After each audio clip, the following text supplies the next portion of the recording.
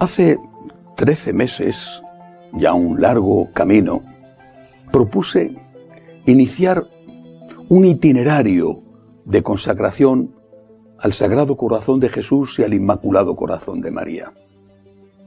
A Jesús con María y como María. Un itinerario de consagración que nos conduciría en 14 etapas.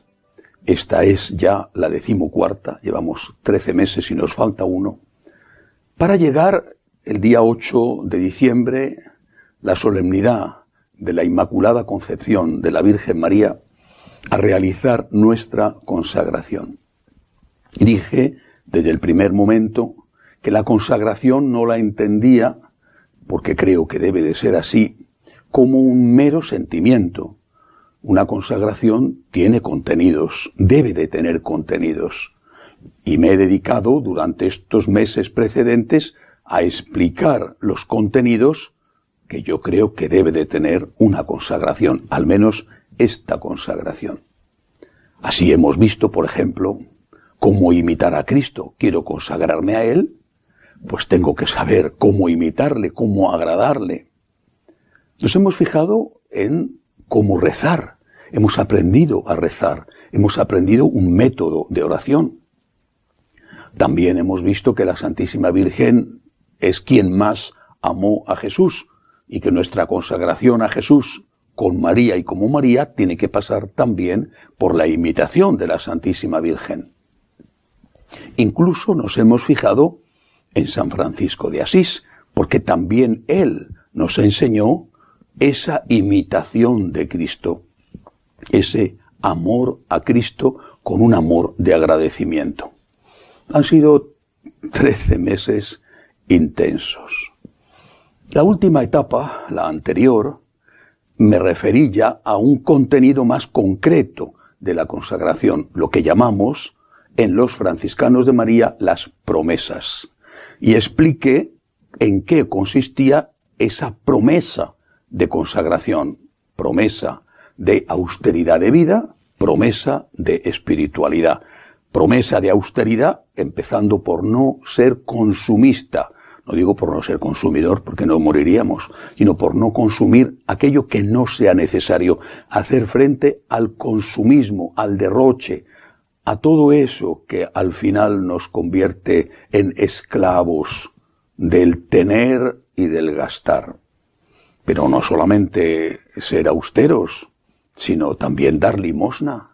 Dar limosna de nuestro tiempo, con el voluntariado el que pueda hacerlo. Dar limosna de nuestro dinero, porque hay personas que están pasándolo mal.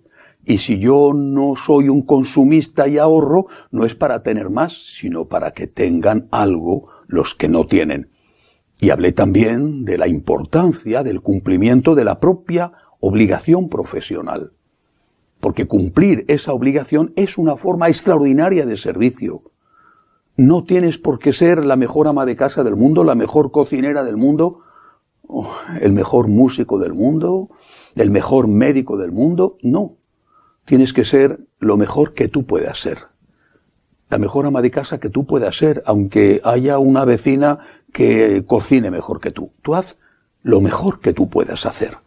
En eso tienes que esforzarte para servir, para poner tus dones al servicio de los demás a través de esa vocación, de ese trabajo que la vida y Dios a través de las circunstancias te han elegido. Primera promesa, promesa de austeridad. Segunda promesa, la promesa de espiritualidad. Es decir, todo lo que yo hago, la limosna, el servicio a los pobres, la austeridad de vida, todo eso requiere una raíz, requiere una relación con Dios. Y tengo que tomármelo como algo serio, no como una cosa que hago un día, otro día no. Me apetece, no me apetece, sino como algo que me he comprometido a hacer, aunque naturalmente, como enseña la Iglesia siempre, Lo que no se puede hacer, no se puede hacer, y Dios no nos culpa por ello. Tengo que ir a misa el domingo, pero si estoy enfermo no puedo ir a misa y no cometemos ningún pecado. Pero tengo que tener unos propósitos y unos objetivos. Y en esta promesa de espiritualidad entra, por ejemplo, la oración diaria. ¿Quién te la puede impedir? ¿Quién te puede impedir hacer al menos 15 minutos de oración todos los días? Entra también la misa diaria. Dices, bueno, los horarios de las misas son muy complicados. Bueno, es verdad, y muchas veces los laicos no pueden ir a misa diaria, pero pueden verla por la televisión, por ejemplo. Algunos ni siquiera podrán verla por la televisión porque no tienen internet. Bueno, pues entonces, naturalmente están exentos del cumplimiento de esta parte de la promesa. Otro aspecto de esta promesa de espiritualidad es el rezo del rosario diario. ¿Quién te lo puede impedir? Cuando vas en el automóvil, o en la iglesia, o en un rincón de tu casa, o dando un paseo, únete al Señor con la oración y a la Virgen con el rosario. Y el último aspecto de esta promesa, como lo decía el mes pasado, es la confesión. Hoy es muy difícil encontrar confesores, muy difícil. Bueno, pero hay que intentarlo, al menos cuando haya un confesor disponible, al menos una vez al mes y, por supuesto, si se ha cometido un pecado grave, lo antes posible. Esas son las dos promesas que van a mostrar una especie de esquema, de síntesis de toda la espiritualidad que ha intentado transmitir. Bueno, pero estas dos promesas se hacen en una familia concreta, lo dije también desde el principio. Es una consagración a los Sagrados Corazones dentro de los franciscanos de María. Por supuesto que uno puede consagrarse a los Sagrados Corazones, incluso hacer esas promesas sin ninguna relación con los franciscanos de María, faltaría más. Pero lo que he venido ofreciendo, a lo que invito, es que esa consagración lleve consigo la pertenencia a una familia espiritual. No podemos estar solos. La soledad nos mata, nos hace muy débiles. Algunos tienen como ideal la soledad. Bueno, serán ermitaños, porque incluso los monjes o monjas de clausura viven en comunidad. Y algunos dicen, a mí me basta con pertenecer a la iglesia. Por supuesto que tienen derecho a ello. Pero en los tiempos que vivimos es tan difícil educar a los hijos, por ejemplo, transmitir la fe, resistir en un mundo que nos acosa, en un mundo que se burla de nosotros, incluso en un mundo que en algunos aspectos ya hasta nos persigue. Es el hermano unido a su hermano el que constituye invencible fortaleza. Es el Señor el que está en medio de nosotros cuando estamos unidos en su nombre y nos amamos con amor recíproco.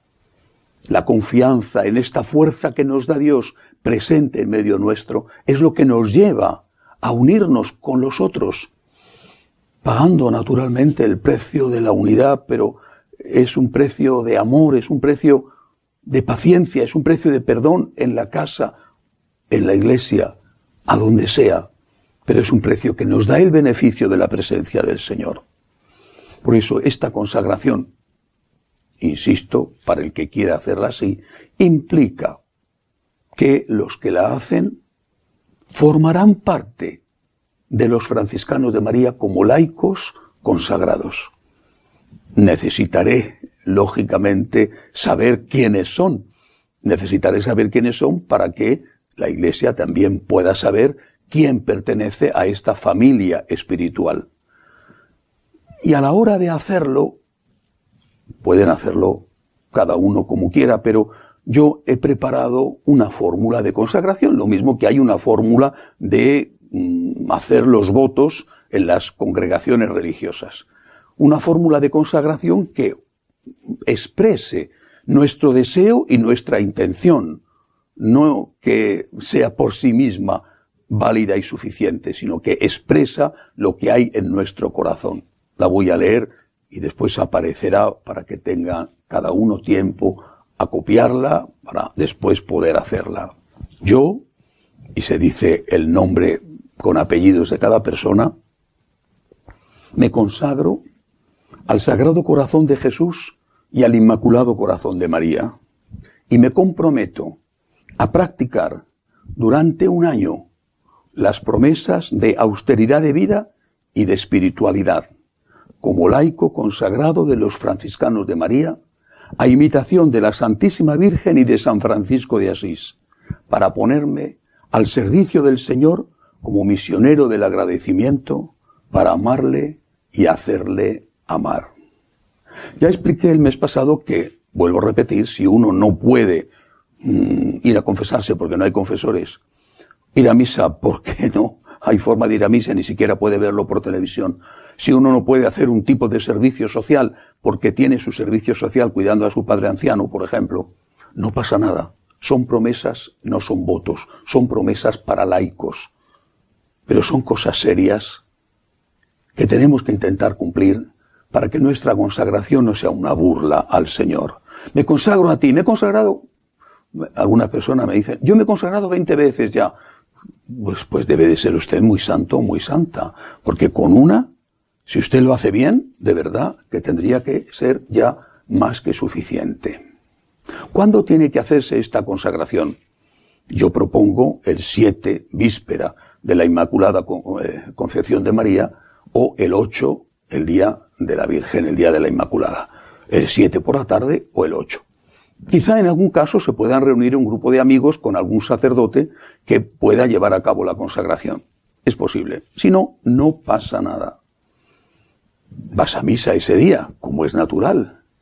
Y después, cuando comulgas, en el asiento, tranquilamente, en un momento de oración en silencio, y si el cura tiene mucha prisa y no da tiempo a eso, pues al acabar la misa te quedas allí sentado con Cristo en tu interior que acabas de comulgar, le dices, yo, vuelvo a repetir la forma, me consagro al Sagrado Corazón de Jesús, al Inmaculado Corazón de María.